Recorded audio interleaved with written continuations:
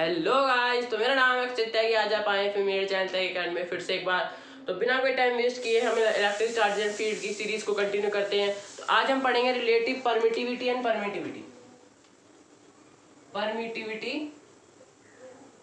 Relative permittivity.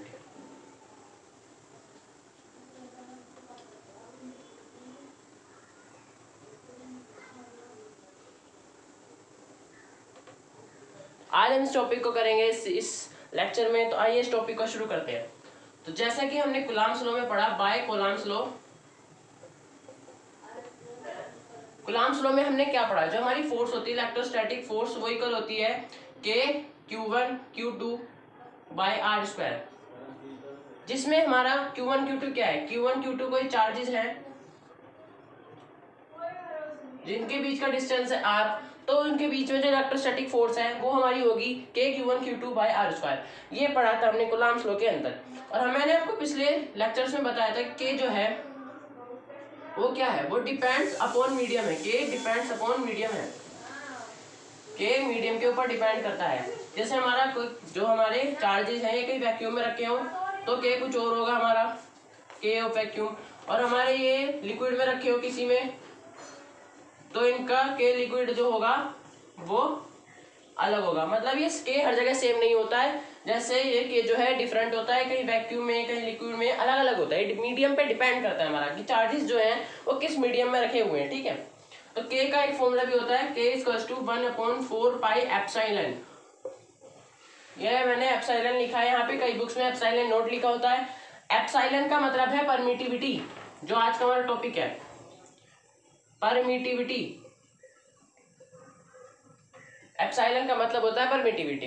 अब हम देखते हैं कि परमिटिविटी असल में होता है। तो परमिटिविटी का मतलब क्या है, परमिटिविटी का मतलब है permits its own medium decrease the interactive force between charges. मतलब परमिटिविटी का ये है, परमिटिविटी ऐसी प्रॉपर्टी है किसी भी चार्जेस की, किसी भी मीडियम की। परमिटिविटी एक मीडियम प्रॉपर्टी, मतलब मीडियम की प्रॉपर्टी है। ठीक है, किसी भी मीडियम की एक ऐसी प्रॉपर्टी है परमिटिविटी जो हमको जो उस मीडियम को परमिशन देती है कि तुम अपने मीडियम के परमिशन देती है कि तुम डिक्रीज करो, चार्जेस के बीच में जो फोर्स लग रही है उसको तुम डिक्रीज करो। यही चीज है हमारी परमिटिविटी। मतलब अपने जिस मीडियम में चार्जेस रखे हैं तो मीडियम आपको अपने ऑन फील्ड आएगा। सॉरी, यहाँ पे मीडियम जो है जिस मीडियम में वो मीडियम का जो फील्ड है, जैसे आपका मीडियम है लिक्विड, तो लिक्विड जिस एरिया में होगा उतने एरिया में जो मीडियम है अपने फील्ड से कहेगा कि मैं तुमको परमिशन देता हूं कि जो फोर्सेस लग रही है तो चार्जेस के बीच में उन्हें तुम डिक्रीज कर दो। तो ये जो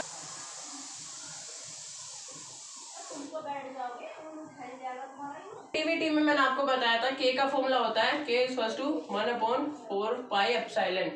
ये जो एप्सिलॉन है, ये एप्सिलॉन नोट कई बुक में लिखा होता है, तो मैं आपको इसका मतलब बता देता हूँ। ये जो एप्सिलॉन नोट है ये है परमिटिविटी ऑफ वैक्यूम। ठीक है, और ये जो K है हमारा, K क्या है हमारा, कूलम्ब्स कांस्टेंट है। ये भी मीडियम पे डिपेंड करता है। और जब ये वैक्यूम में होता है, वैक्यूम का इसका बहुत फेमस है, आपको याद रखना चाहिए। वैक्यूम या एयर में जब हमारे चार्जेस रखे होते हैं तो हमारा K का वैल्यू क्या होता है, K की वैल्यू होती है 9 × 10⁹ न्यूटन मीटर स्क्वायर पर कूलम्ब स्क्वायर। ये हमारे K की वैल्यू होती है, ये हमें याद रखनी चाहिए। अब मैं आपको बता देता हूँ एप्सिलॉन नोट की वैल्यू। एप्सिलॉन नोट मतलब परमिटिविटी की वैल्यू वैक्यूम के अंदर क्या होती है। परमिटिविटी वैल्यू होती है वैक्यूम के अंदर 8.12 कूलम्ब स्क्वायर पर न्यूटन मीटर स्क्वायर। ये परमिटिविटी की वैल्यू है कि वैक्यूम के अंदर value of permittivity in vacuum है हमारी 8.85 × 10⁻12 कूलम्ब स्क्वायर पर न्यूटन मीटर स्क्वायर। ठीक है, ये हमारी परमिटिविटी वैल्यू हो गई वैक्यूम के अंदर। अब हम ये देखते हैं, हमको ये पता है कि मैं आपको बता देता हूँ, आपको नहीं पता, कि जो परमिटिविटी ऑफ वैक्यूम है वो सबसे ज्यादा मिनिमम होती है। और मैंने आपको बताया था कि परमिटिविटी का मतलब क्या होता है कि अपने फील्ड को ये हम परमिट कर दे, वो जो परमिटिव मीडियम होता है वो अपने फील्ड को परमिट कर दे कि तुम जो फोर्सेस लग रहे दो चार्जेस के बीच में उन्हें तुम डिक्रीज कर दो, मतलब उन्हें कम कर दो, मतलब उन्हें मिनिमम कर दो, ठीक है। तो जिसकी परमिटिविटी ही मिनिमम है, मतलब उसके अंदर फोर्स जो है वो मैक्सिमम होगी। जब उसकी परमिटिविटी मिनिमम है, वो अपनी बीच के फोर्सेस को कम नहीं कर रहा है फील्ड के अंदर, तो उसकी फोर्स जो है वो मैक्सिमम होगी। इस बात से आपको कोई दिक्कत नहीं है कि एप्सिलॉन नॉट जो है, मतलब परमिटिविटी ऑफ वैक्यूम जो है वो मिनिमम होती है सबसे ज्यादा, किसी भी मीडियम की परमिटिविटी से सबसे ज्यादा मिनिमम होती है वैक्यूम की परमिटिविटी। तो उसके अंदर ही सबसे ज्यादा फोर्स होती है चार्जेस के अंदर। वैक्यूम के अंदर जो चार्ज रखेंगे तो सबसे ज्यादा फोर्स उनके ऊपर लगती है, और कोई दो चार्ज लिक्विड में रखे हो, लिक्विड के अंदर रखे हो, तो उनके अंदर उसके कंपैरेटिवली कम फोर्स लगती है। तो सबसे ज्यादा फोर्स लगती है वैक्यूम के अंदर, ये मैंने आपको बता दिया। परमिटिविटी ऑफ किसी भी मीडियम की जो है वो परमिटिविटी ऑफ वैक्यूम से हमेशा ज्यादा रहती है। तो ये है परमिटिविटी ऑफ एनी मीडियम, और इसका तो आपको पता ही है परमिटिविटी ऑफ वैक्यूम, ठीक है।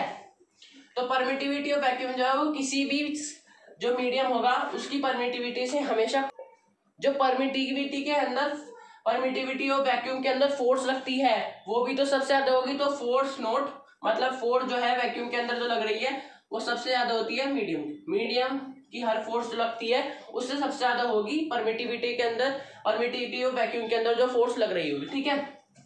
वैक्यूम के अंदर जो कोई दो चार्ज लगे होंगे उनके बीच में तो फोर्स लग रही होगी वो सबसे ज्यादा होगी किसी भी अन्य मीडियम के अंदर जो फोर्स रखे। जिस तरह से मैं आपको बता देता हूँ, परमिटिविटी ऑफ वाटर स्क्वायर पर न्यूटन मीटर स्क्वायर, ये वाटर की परमिटिविटी है, इसी कूलम्ब स्क्वायर पर न्यूटन मीटर स्क्वायर।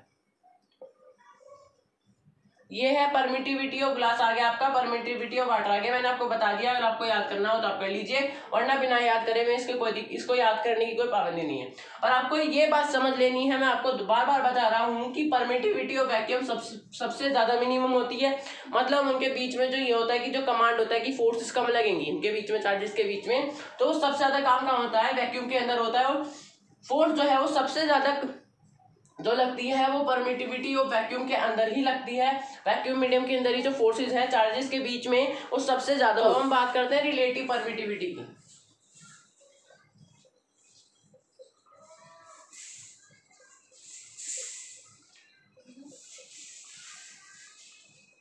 तो रिलेटिव परमिटिविटी क्या होती है, किसी भी मीडियम की रिलेटिव परमिटिविटी निकालने के लिए हमें क्या करना होगा, उस मीडियम की परमिटिविटी से हमें वैक्यूम की परमिटिविटी को डिवाइड करना होगा, उसका रेशियो लेना होगा, तो हमारी रिलेटिव परमिटिविटी निकल जाएगी। और आपको सीधी सी बात बता दूं कि जो परमिटिविटी होती है उसकी ऐसा यूनिट होती है कूलम्ब स्क्वायर न्यूटन अपॉन पर मीटर स्क्वायर।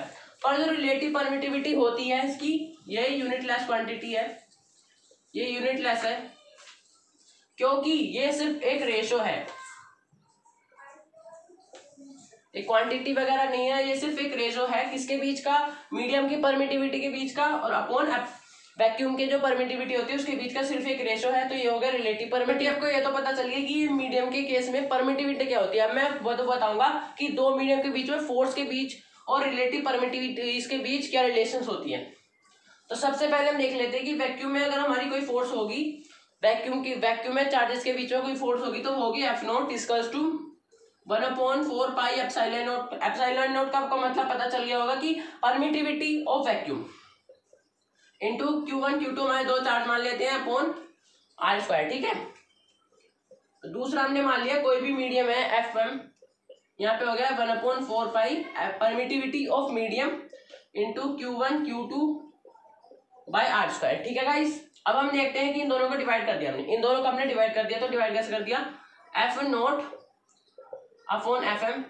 अगर हम डिवाइड करेंगे तो ये और ये तो पूरा पूरा कैंसिल हो जाएगा और हमारा बचेगा क्या, 4 पाई कैंसिल हो जाएगा।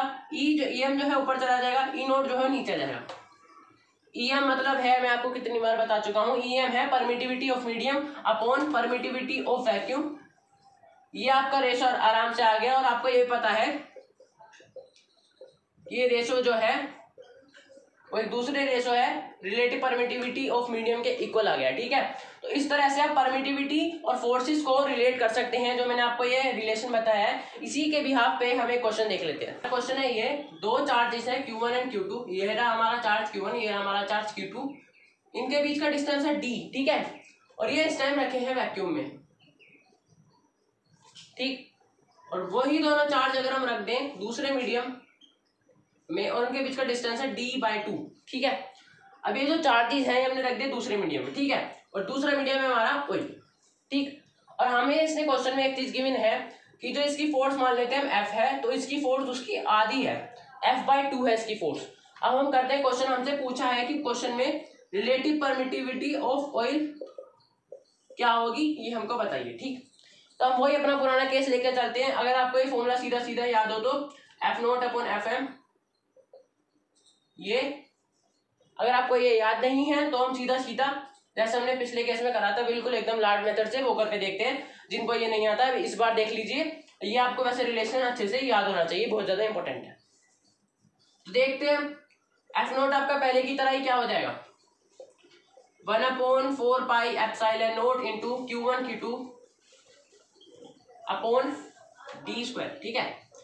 दूसरा आपका परमिटिविटी ऑफ फोर्स बिटवीन जो मीडियम में दूसरा मीडियम है 1/4π permittivity of medium Q1 Q2 D/2 का होल स्क्वायर, ठीक। अब हम इसको डिवाइड करते हैं, तो हम यहाँ पे डिवाइड में सिंपल ये लिख लेते हैं जो हमें पता है F और F/2। तो पहली फोर्स हमें पता है इसकी, ये इसको F कहते हैं, इसको F/2 हमें क्वेश्चन में बताया है ये चीज, ठीक। यहाँ से हम जब हम इसको डिवाइड करेंगे तो 4π से 4π कैंसिल, Q1 Q2 से Q1 Q2 कैंसिल, D² से D² कैंसिल। जो हमारे 4 होगा सिर्फ वही बचेगा, यहाँ पे रिलेटिव परमिटिविटी बचेगी और यहाँ पे बचेगा 4। और रिलेटिव परमिटिविटी कैसे आएगी, EM/E0 से, क्योंकि पिछले केस की तरह ही EM जो है ऊपर चला जाएगा, E0 जो है नीचे आ जाएगा, तो इक्वल हो जाएगा परमिटिविटी ऑफ मीडियम से, ठीक है। और यहाँ पे रह गया हमारा 1/4। इस तरह से ये 2 तो ऊपर चला गया, इधर की साइड वाले 2 तो ऊपर चला गया, F से F कट गया क्योंकि वो दोनों इक्वल थे। ER = 1/4। तो परमिटिविटी ऑफ मीडियम आ गई, permittivity of relative permittivity of oil हमारी क्या आ गई, 8। इस तरह से आपने इस कंसेप्ट का यूज करके सिंपल से ये निकाल दिया। अगर आपको ये कंसेप्ट पहले से आता था तो आप यही कर सकते थे आराम से, पर इसमें ये दिक्कत आ सकती थी कि इन दोनों के बीच का डिस्टेंस चेंज हो गया है, इसलिए वैसे भी जाता, पर इन दोनों के बीच का जो डिस्टेंस है वो चेंज हो गया है, इसलिए इस फॉर्मूले से नहीं हो सकता। तो मैंने आपको ये दोबारा से यहाँ करके दिखाया था कि आपका आंसर क्या कहता है। क्वेश्चन हमारा ये है कि एक स्ट्रिंग है, उससे हमारी दो जो है स्पेयर्स बने हुए हैं, सॉलिड मेटेलिकल स्पेयर्स है, ये आइडेंटिकल है, ये बिल्कुल आइडेंटिकल स्पेयर्स है, ये इसने हमें बताया। और इन दोनों के बीच का जो एंगल है स्ट्रिंग्स के बीच का ये 60 डिग्री, ठीक है। तो एक बार तो ये रखा गया है हमारे वैक्यूम में, दूसरी बार यही अरेंजमेंट जो है स्ट्रिंग के साथ वही मेटेलिक स्पेयर एंगल भी सेम रखते हुए ये रखा गया है हमारा लिक्विड में, ठीक है।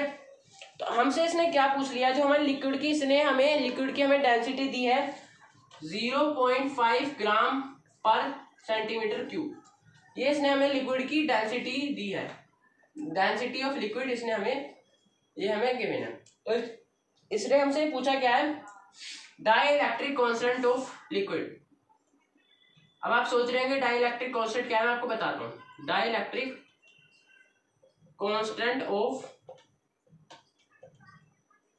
लिक्विड इसने हमसे पूछा है। डाइइलेक्ट्रिक कांस्टेंट क्या होता है, रिलेटिव परमिटिविटी, रिलेटिव परमिटिविटी को डाइइलेक्ट्रिक कांस्टेंट कहते हैं। तो इसने हमसे सीधी सीधी रिलेटिव परमिटिविटी ऑफ लिक्विड पूछा है। तो हम इसके बीच में कुछ फोर्सेस का खेल खेलेंगे। आई होप आपको क्वेश्चन समझ में आ गया होगा। तो देखिए अब ये फोर्सेस के बीच में क्या खेल खेलेंगे, हम इसमें फोर्स लगेंगे इसके बीच में, उससे हम फिर डाइइलेक्ट्रिक कांस्टेंट निकाल सकते हैं।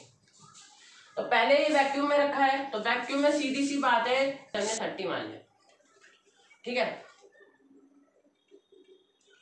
तो ये जो दो स्पेयर्स हैं इन पे फोर्स का खेल देखते हैं हम। तो इस डायरेक्शन में इस पे स्ट्रिंग में टेंशन लग रही होगी, आपने क्लास 11 में पढ़ा होगी, टेंशन फोर्स लगती है न्यूटन लॉज ऑफ मोशन में स्ट्रिंग के बीच में, ठीक है। तो यहाँ पे टेंशन T लग रहा होगा, और यहाँ पे टेंशन के कंपोनेंट बट रहे होंगे। और टेंशन के क्या कंपोनेंट होने वाले हैं वो हम देखते हैं। बीच में उस डायरेक्शन में एफ नोट भी लग रहा होगा, एफ नोट लग रहा है तो हम सीधी सीधी देख लेते हैं कि एक स्फीयर पर कितनी फोर्स लग रही है। नीचे की साइड एफ जी लग रही है, दूसरी साइड एफ नोट लग रही है। यहाँ पे लग रहा है टी कोस थीटा, यहाँ पे लग रहा है टी साइन थीटा। ठीक है, तो अब ये फोर्स हमारी वैक्यूम में है सारी तो ये सब इक्वल होंगी। टी कोस 30 जो है वो इक्वल होगी एम जी के, और टी साइन 30 जो है वो इक्वल होगी एफ नोट के। अब आप इन दोनों को डिवाइड कर लीजिए, यहां से डिवाइड करके आपका आएगा tan 30 equals to F note upon M G. ठीक है, तो यहाँ पे इस केस में tan 30 हमारा क्या हो जाएगा, F note upon sigma V जी। इस तरह से हमारे लिए यही चीज इंपॉर्टेंट थी। तो इसी तरह का केस हम दूसरी साइड देखते हैं। यहाँ पे भी इसे इसका एंगल सेम होता है, इसे भी यहाँ पे भी 30-30 में बांट लेते हैं। अब पहले जो है तो इसमें भी हमारी टेंशन फोर्स तो इसी तरह से लगेगी, टी कोस 30 अपॉन टी साइन 30। और किसी भी मीडियम में रखा हो इस पे ग्रेविटेशनल फोर्स भी लगेगी एम जी, इस पे एफ नॉट फोर्स भी लगेगी। पर ये लिक्विड मीडियम में रखा है तो इस पे एक फोर्स और बढ़ जाएगी जिसका नाम है अपथ्रस्ट।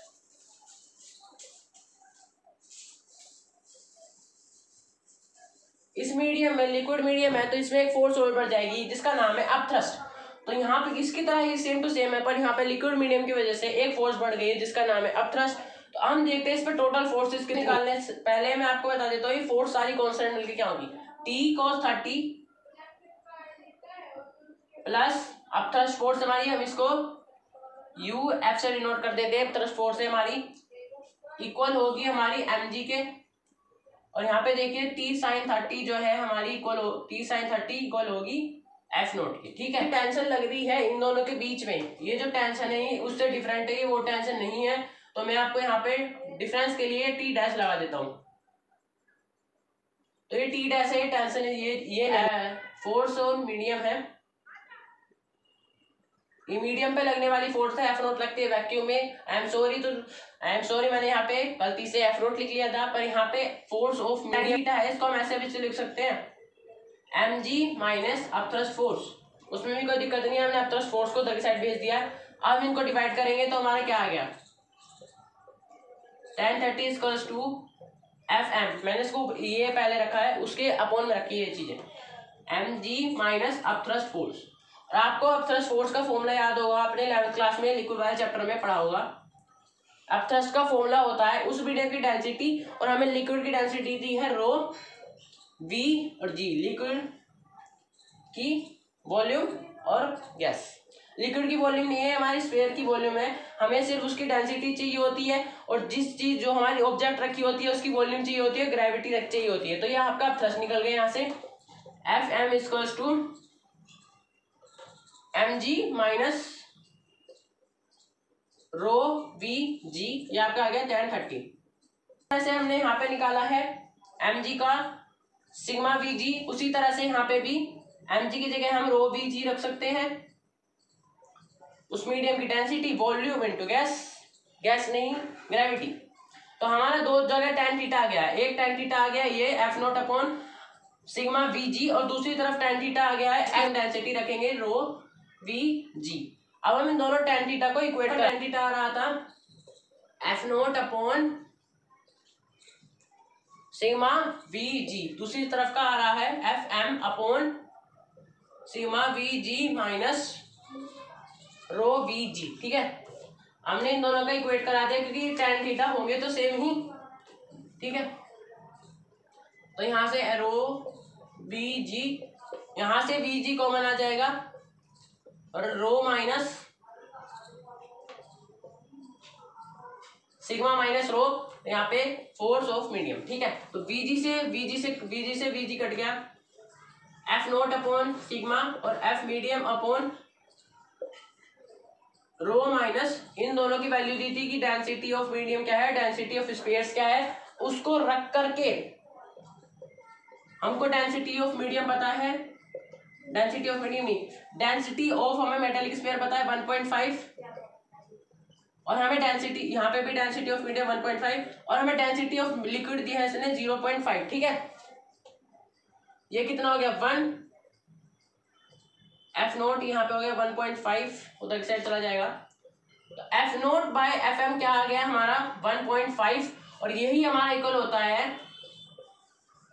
रिलेटिव परमिटिविटी के। तो इस तरह से हमने रिलेटिव परमिटिविटी ऑफ लिक्विड निकाली है। इसका मतलब डाइलेक्ट्रिक कांस्टेंट जो हमसे क्वेश्चन में पूछा था, डाइलेक्ट्रिक कांस्टेंट वो 1.5 ही होगा लिक्विड का। ठीक है, इस लेक्चर को यही एंड करते हैं। इस वीडियो को अपने फ्रेंड के साथ जरूर शेयर कीजिएगा और मेरे चैनल को सब्सक्राइब कीजिएगा। और इस वीडियो में आपको कुछ भी जानने लायक लगा हो तो उस पॉइंट को हाईलाइट कीजिए अपने नोट्स में। आप इसके साथ साथ अपने नोट्स बना सकते हैं और इस वीडियो को अपने फ्रेंड के साथ ज़्यादा शेयर कीजिए। मेरे चैनल को आपने जब तक सब्सक्राइब नहीं किया तो सब्सक्राइब कर लीजिए। Okay guys, bye bye.